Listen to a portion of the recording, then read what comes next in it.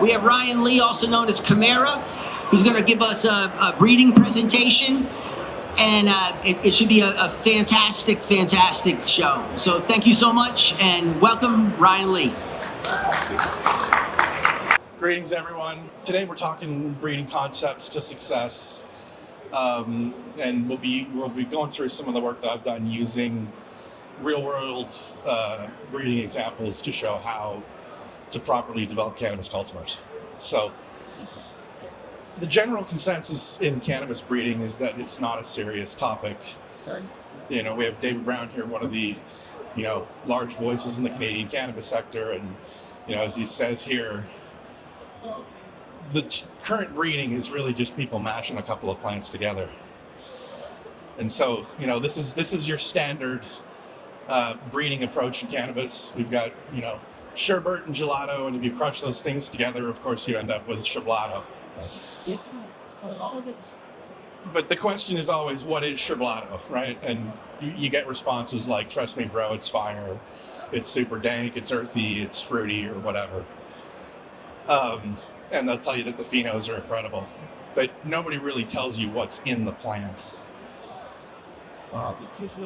And this hit or miss approach is really the standard that we see in the industry. Everybody calls it Pheno-Hunting. I actually call it Pheno-Stumbling, because you're just growing out seeds and kind of seeing what you find. I was talking to an LP the other day, and they told me that they have a breeding program and they grow 4 seeds every crop, and of new things, so that they're always looking for things. And that's just that's not the way that you develop intellectual property for a multi-billion-dollar industry, which is what we are now. So there's certain things that breeders have to know. You have to understand filial crosses, which is really mating brother to sister. There's a tool called selfing, which has been popular the last 20 years, where you chemically reverse the sex of a plant and then you pollinate itself. And that's a really incredible tool for fixing traits and understanding the inheritance of traits. And then we have the backcrossing, which has kind of been the way that most people do things over the last kind of 30 years. And it's really a technique that should be saved for true breeding lines or almost perfect lines. And if we want to add a trait, like an important missing trait to that line, people kind of use this mixing paint analogy, where if you keep crossing back to a mother plant, eventually it becomes that mother plant, and there's no biological reality to that process. So cannabis is what we call an outcrossing species. Outcrossing and inbreeding are really the two strictest paths that you can take in cannabis.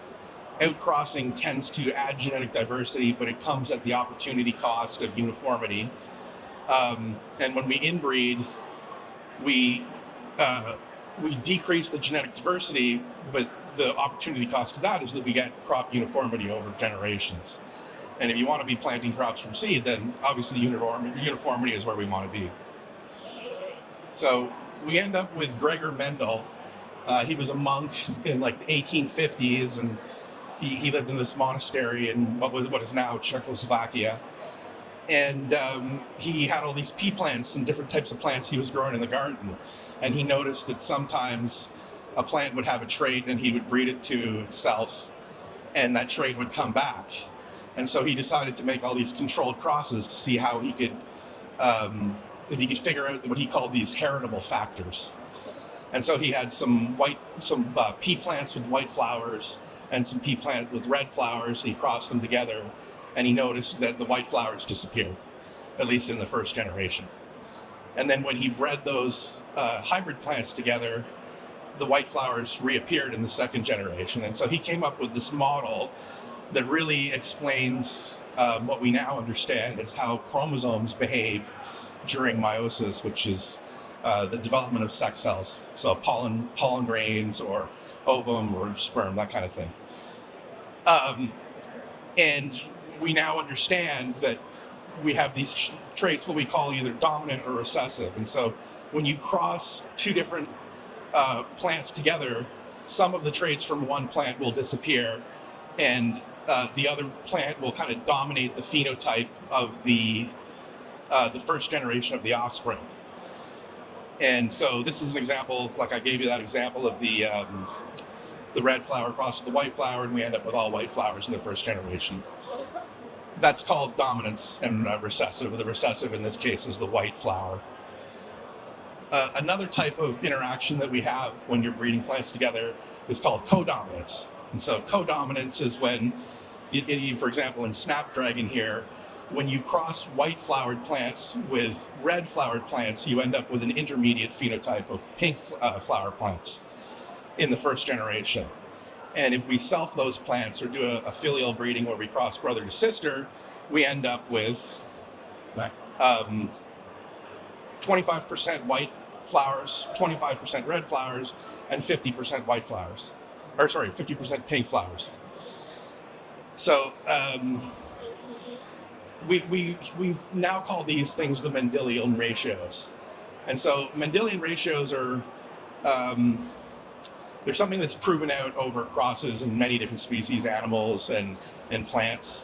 And we have these observed phenotypic ratios in the second generation cross. So sometimes you'll have three of one type and one of another. Sometimes you'll have 25%, like with the Snapdragon flowers, you'll have 25% white, 25% red, and 50% pink. And so as plant breeders, we need to know these plant ratios and recognize them, because what those ratios are telling us is the pattern of inheritance of the trait.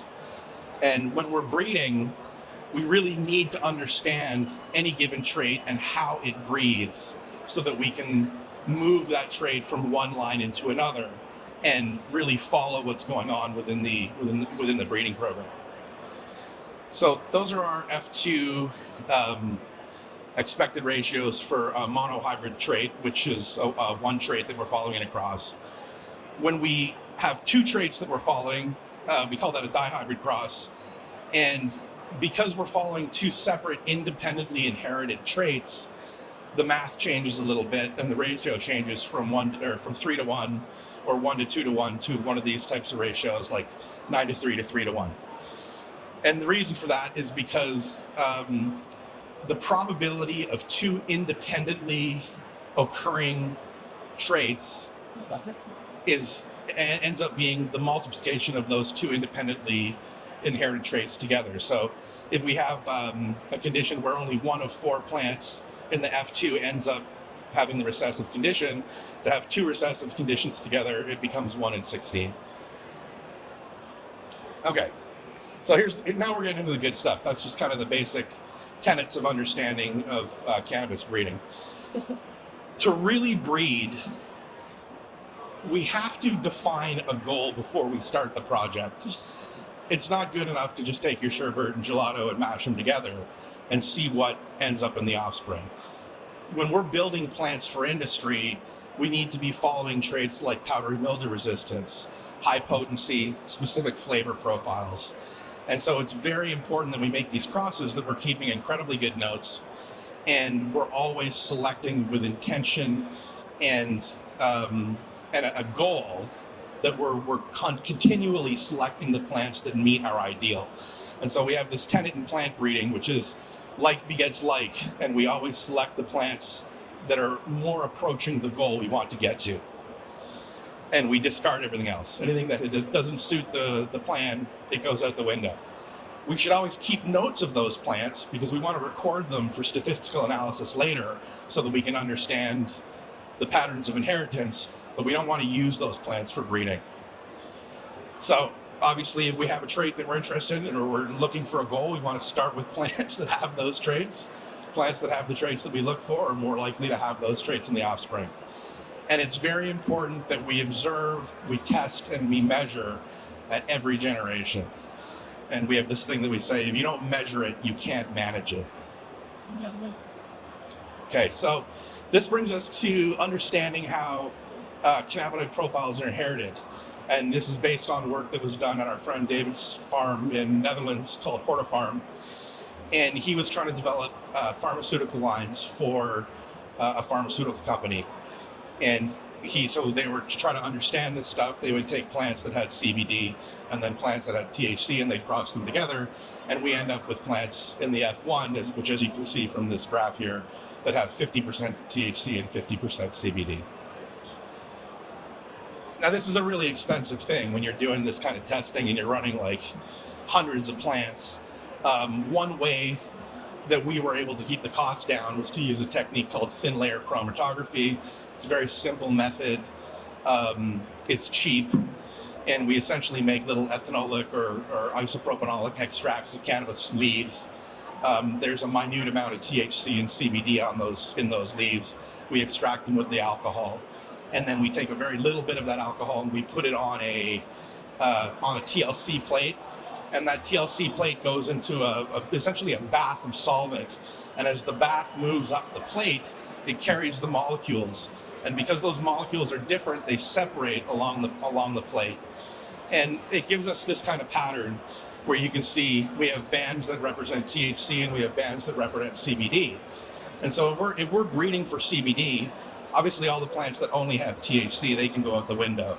So we keep a record of how many of them they were, and we throw them out, and then we focus on the plants that have CBD. So the second part of that experiment, once they had their one-to-one plant, was to cross that plant to itself or to its brother or sister. And through that set of experiments, we realized that when you make that cross, we recover the original parental types in the second generation in a ratio of 1 to 2 to 1. So we have 25% CBD plants, another 50% that have the mixed chemotype, and then we get 25% THC plants. This matches perfectly our Mendelian ratio. And so what that teaches us is that this aspect of this trait is controlled by one gene. Okay, so now we understand cannabinoid pattern inheritance, and we can move that trait in between different genetic lines. Well, what about terpene profiles? That's the next thing that we really want to understand, is start to try to investigate and understand how scent is inherited, because scent and flavor are so tightly correlated. And so in like 2014 era, it was kind of like the CBD boom in cannabis. Everybody started crossing CBD plants with their mother plants. And, like this example here, I'm going to use a local variety, CBD Rene. What happened is they took this myrcene dominant CBD plant and they crossed it to this plant Rene, which had a very special scent profile.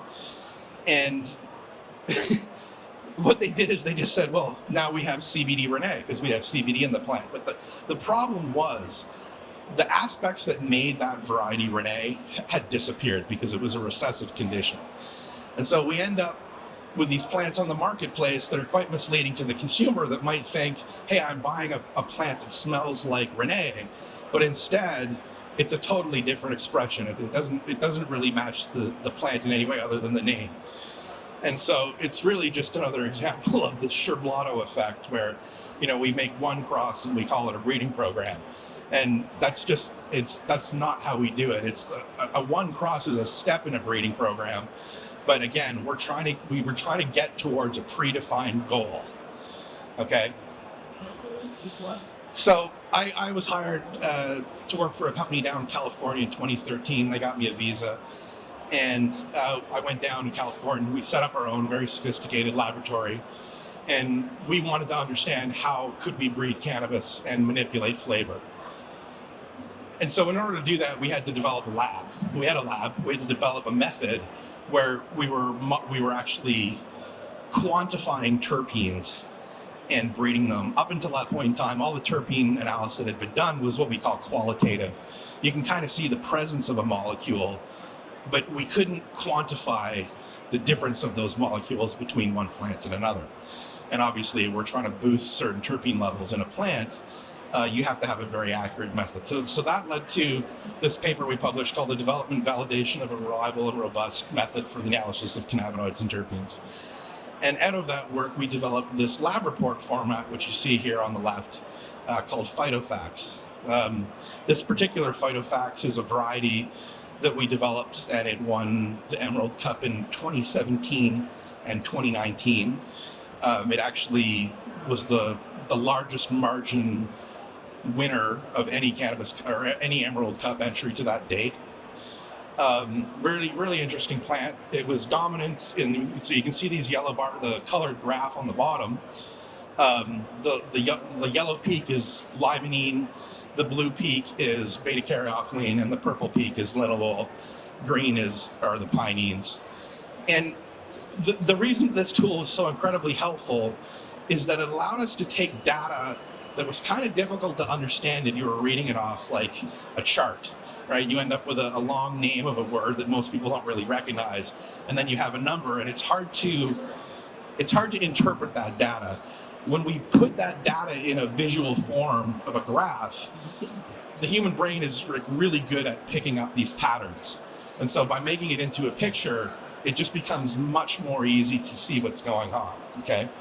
And so now we've got this lab report format. We're testing hundreds of plants, thousands of plants really, and we end up with all these different lab results. And it's kind of like somebody gave us, call it 4 decks of cards. You know, you have 4 decks of bicycle cards. The back of the card is, one is blue, 1 deck is green, 1 deck is red, 1 deck is yellow. But you've shuffled all the cards up together and mixed them all up. And so we had this big pile of lab results. And what we did is we would look at their terpene profiles and their cannabinoid profiles, and we just start segregating them into groups. So it's kind of like, the analogy is like putting these 4 decks back into their suits, right? So you take the hearts and you put them together, and you take the blue cards and you put them together, and you take the diamonds and put them together. And in that process, we realized that these categories that existed within the species were revealing themselves to us. So these are a series of terpene profiles. About 99+% of all the cannabis varieties on the planet fall into one of these categories. And they're either pinene dominant, limonene dominant, myrcene dominant, beta-caryophyllene dominant, ocimene dominant, or terpinolene dominant. And that's the vast majority of cannabis plants. There's a few exceptions that we found since, but this really represents the market. And so we were showing this to our friends at SC Labs, and they kind of took it and ran with it. They licensed the Phytophax lab report from the company I was working with, and they used it for the Emerald Cup. And the rationale was, when you're doing a dog show or a dog breeding show, you don't judge the Shih Tzus against the Greyhounds or the Greyhounds against the labs. You judge all the different types individually, and then you can have a best in show at the end. But it's a way of, like, you know, imagine if it was wine. You're judging the Pinots against the Pinots. You're judging the Chardonnays against the Chardonnays. That's that same kind of thing. And so we end up with these classes that they changed the names with a little bit. We were focused on the terpenes. They gave us these classes that they started to name after flavors. So their dessert class is the beta-caryophyllene and limonene class. The OGs in the gas class is myrcene, beta-caryophyllene, and limonene. The dreams and the sweet flavors, things like Ken's GDP, Blue Dream, they're all myrcene, pinene, and beta-caryophyllene. And then the Jacks and the Hazes, they're all terpinolene dominant. And we have these tropical and fruit flavors in the pines, and like the Hawaiian kind of tropical scented plants and the pineapple plants, they fall into the ocimene and terpinolene class. And then we have a couple more classes here that are more rare, but they're like kind of the hazy plants. I call these ones the rainbow class because they have so many more terpenes in them in lesser amounts. But grapefruit or sweet tooth, some people will know, that falls into the citrus class. Okay, so now we understand that there's all these terpene classes and these types of flavors and scents that exist in cannabis. What we really want to do now is to understand how are those flavor classes inherited? Are these terpene profiles, can we reduce only terpinolene, or is the whole trait kind of come as like one set? And so I took a series of plants. I'm showing you Trainwreck here. Trainwreck we selfed, and we grew out 100 plants from the offspring. And you can see we ended up with 2 different classes. 75% of those plants were terpinolene dominant. They looked exactly like mom, they smelled like mom. And then there was 25% that had a different flavor, or a different terpene profile, limonene dominance with beta-caryophyllene, which would be the dessert class. And that was unexpected because it showed us a couple of things. One, that terpinolene was dominant as a terpene profile. But 2, it also showed us that terpene profile, is a heritable characteristic of it in and of itself. The terpene profile kind of comes as a cassette. You can think of it like a cassette of genes, a series of traits that all come together. And as you notice, this again matches our Mendelian ratio of 3:1. What? So we use that information to generate plants with consistent terpene profiles, and we combined it with the cannabinoid breeding, and we're able to take, in this class, pinene dominance plants that were THC plants. Through a series of crosses, we created CBD plants. And then when we crossed the CBD plant with the same terpene profile back to the matching terpene profile THC plant, we now have a terpene profile that's consistent across all 3 chemotypes, but we have type 1, type 2, and type 3 mixed THC, CBD, THC, CBD, and THC pure plants, which is a great thing for research, because if you're trying to figure out the differences effect-wise or therapeutically between plants with THC or plants with mixed THC and CBD, one of the traditional problems that existed is that these plants typically had different terpene profiles. And so now we had a series of plants that held the terpene profile consistent, but we had the varying cannabinoid content and profile. And so that we got rid of a confounding variable and made a series of plants that was very useful for doing further science. I show here the pinene class, but we made these in actually every flavor class. So we made limonene dominant plants in all 3 types, and beta-caryophyllene plants and myrcene dominant. We kind of made them all. So we had a library of plants to play with and to do future breeding. Okay, so the cultivars that you work with, they are the basis for your business if you're a grower. Everybody talks about having differentiated products on the marketplace, but the cultivar is like the genetic recipe. The grower is like the chef, and through his manipulations of the environment and the cultivation practices, his expressions or her expressions bring out what ends up being the final product. So you really the grower can optimize any genetic for a specific environment. And so traditionally what had been done is people would take existing cannabis cultivars and they would try to match a cultivar to a specific condition. And as a plant breeder, it made sense for me to take the opposite approach, and we would look at a condition and see what the needs were. And then the question is, how can I optimize or make this plant better for a specific need? And maybe that improves the therapeutic outcome. So people probably know about the marvels of CBD and what it does for children with epilepsy. And so the idea was, how can we make a plant that's better or more optimized for that therapeutic need for the children? And so the scientific literature had showed that CBDV and CBG, they both showed promise as having value against epilepsy. And so using entourage theory, I went and looked in the literature to try to investigate the terpenes and understand which terpenes might have additional therapeutic value for that condition.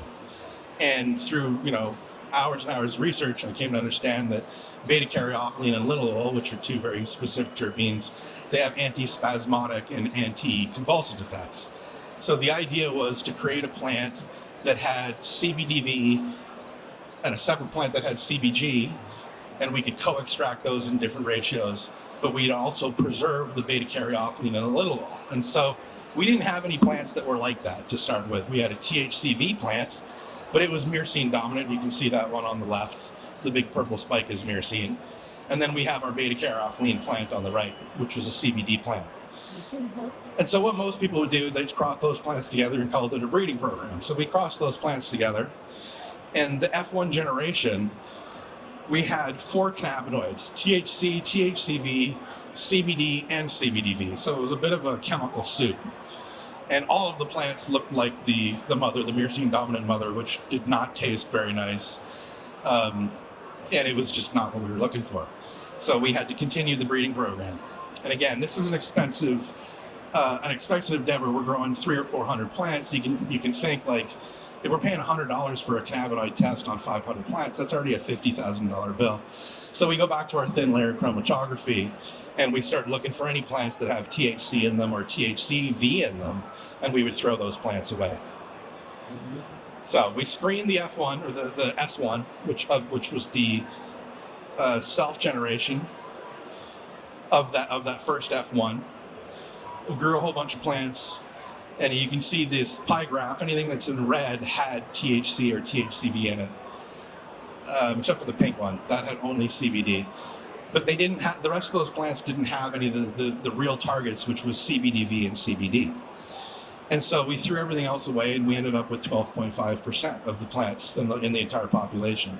However, only 25% of those had the beta-caryophyllene terpene profile.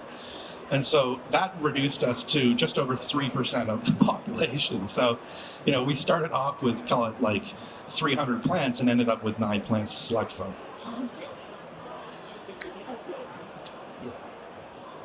We're almost there.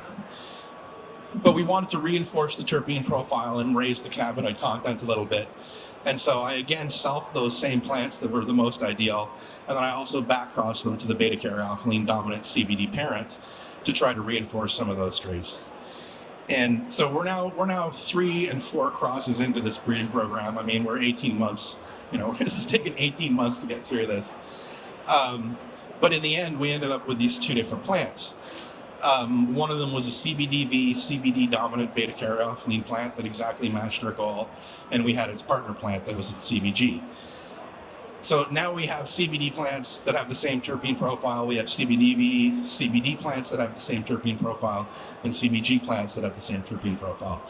And now the doctors can start making extracts and blending these things together to figure out, is there a particular ratio of plant that might be more useful for children with that condition. And for most people here, there's no fun to these plants. Like, there's no THC, there's nothing very exciting about them. But from a breeding point of view, I'm quite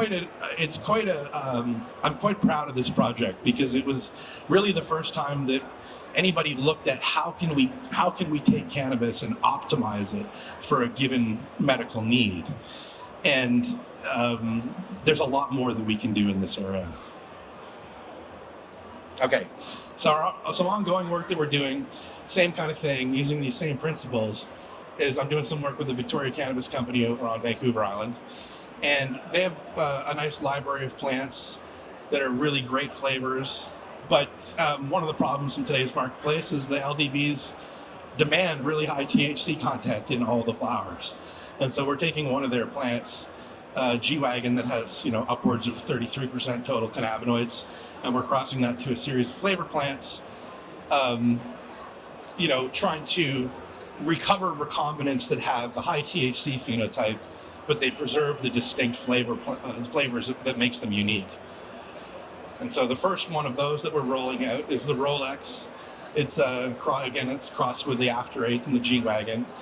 The first generation is high 20s, but when we self that plant and grow through the following generation, we will find plants that should end up being 30%, over 30%, which is what the market demands. And and I'll have the flavor plants of the After Eighth. Right back there. So this kind of breeding, these are the challenges that we face. If you understand the Mendelian ratios and you're keeping good notes, plant breeding is actually not that hard. Anybody can do it. You just have to have a disciplined, planned approach. You have to keep really good notes. The lab testing is expensive.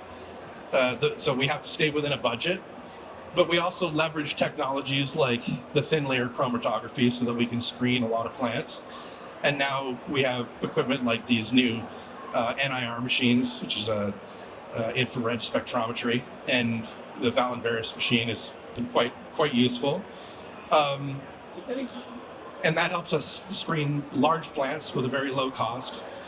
And as long as we're keeping good notes and we're collecting the different types that we see, so we're scoring the characteristics with our understanding of these genetic ratios that exist in all plant breeding, and being able to recognize patterns, we can really drive goal-driven breeding programs, which is a lot different from Sherblotto.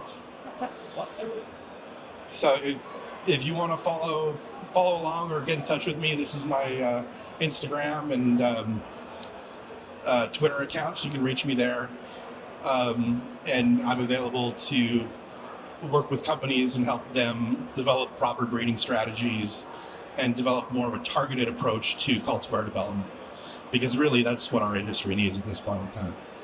So thank you for your time.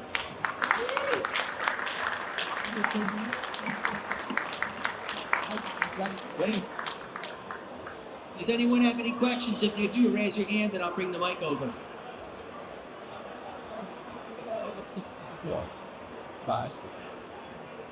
Mark wants to know where you get the Sherblotto. Sherblotto. It's everywhere. No. I noticed, we were talking about breeding program, and there was the selfing of plants. Yep. Can you talk a little bit more about where the male plants fit in, and if there's, I didn't hear a lot about that, if that's kind of drifting away from that, or just more focusing on the selfing? Yeah, so selfing is what we call the most severe form of inbreeding. It's really valuable because it limits, when you think of crossing a brother to sister, everybody tends to think about the traits of those plants, but really we have to look at what the parents of those plants are, because we're shuffling 4 sets of chromosomes. Both grandma and grandpa had 2 sets of chromosomes. So when you're breeding using filial breeding, brother to sister, there's the potential for 4 different chromosome pairs that are flying around in our crosses. When we use a self, we're limiting that set of chromosome pairs to 2. And when we limit it, we really have a much better understanding, or the ability to have a much better understanding of how these traits are inherited.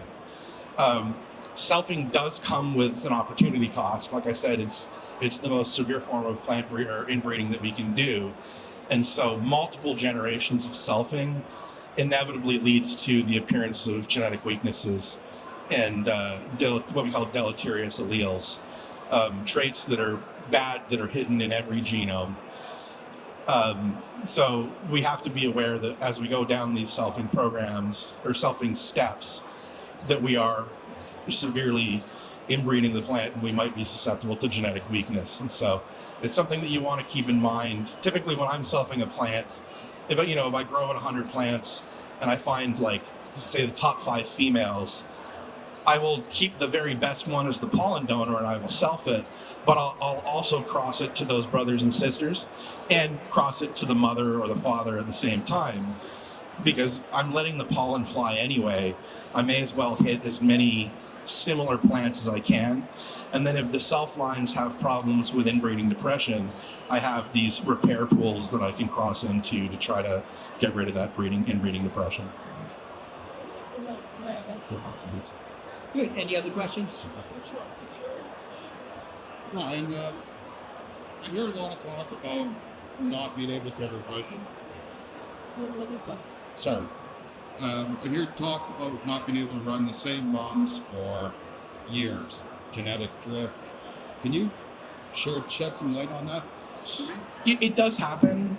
Every time cells divide, there's you call it like the photocopying effect. I don't know if you remember a movie in like the 80s or early 90s called Multiplicity, but it was Michael Keaton movie, and he made a clone of himself because he didn't have time to get all his things done, and the clone inevitably decided that he also wanted to have a clone, so he photocopied himself, and you end up with a little bit of genetic weakness. It's a normal thing. It's random. We can minimize that by slowing the cycles of reproduction down. And if you're using tissue culture, you try to keep the hormones to a minimum because the hormones can increase the mutation rate. I've kept plants alive for 30 years that phenotypically don't change. But as we are getting, into these new genetic sequencing technologies, we are seeing that mutation during replication of plants it's a normal part of evolution, and it's just something that we have to pay attention to. It's rare, but it does happen. Any other questions? Liquid. I knew you'd have one. Hey Ryan, thanks for speaking here. I have a question about feminized seeds. We see a lot of companies still using regular seeds for selecting models from that. After Pheno, we have two different stories. We hear a lot of people that are against using feminized seed, and another part of people are using them. So I'm wondering what your opinion is. So I think a lot of the time people have problems with what we call gynoecious matings or feminized seeds, and they confuse the effect that they're seeing in the seed lines to the feminizing process, rather than recognizing that some of those negative traits are just buried in the plant. So like I said, if you're selfing a plant, and a lot of seed companies do this, they self a plant, say they have a cutting called cheese, and then they sell the seeds as the same thing. Really, they're a segregating generation. And so what you're seeing is all the individual expressions that come from crossing that plant to itself. And I think that they attribute those effects to the technique rather than to the genetics of the plant. I think my personal experience, I've feminized hundreds and hundreds of plants. And in my experience, crossing female to female we make a lot more genetic progress than crossing genetics male to female, because the males just don't express the traits of interest that we're following in drug cannabis. In drug cannabis, we only grow females. And those male plants don't really show the traits that the females produce, and so it's harder to predict within a male all the traits of the female. It's kind of a little more hit and miss. It's possible to do. It just means that we have to use a lot more progeny testing, and so the process takes longer. But on a genetic level, there's really not that much different. I mean, something that the males have that the females don't is the Y chromosome. However, none of the plants that we're growing in our facilities have the Y chromosome. So it's kind of like, I think it's a bit of a misconception, right? It's okay.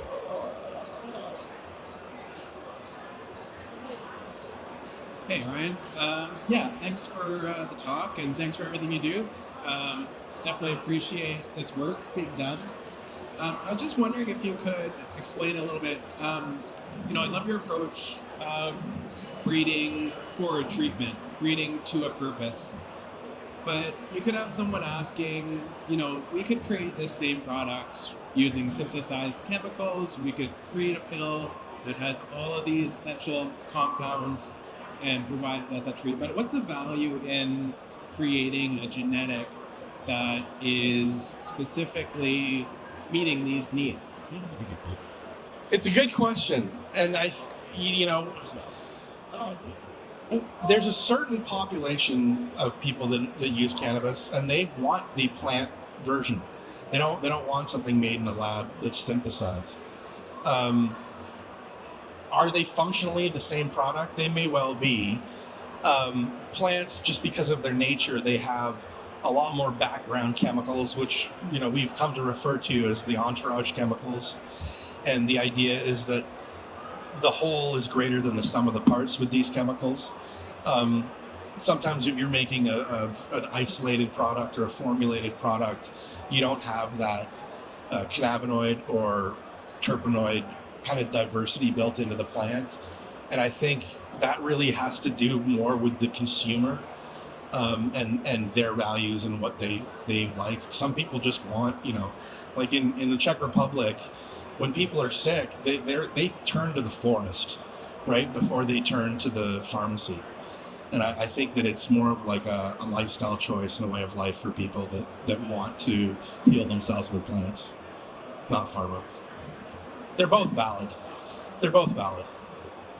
Yeah, thank you. Any other questions? You got a good chance to talk to somebody that can lay out a lot of good information.